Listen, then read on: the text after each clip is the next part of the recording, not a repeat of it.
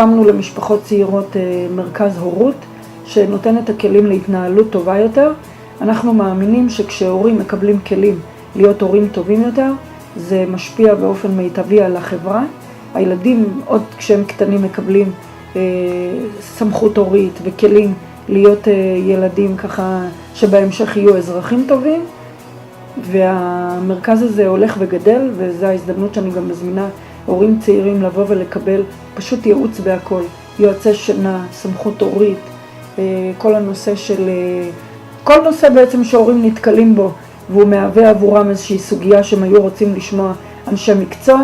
אנחנו בהחלט גמישים לשמוע ולהביא את האנשים המתאימים לנושא הזה.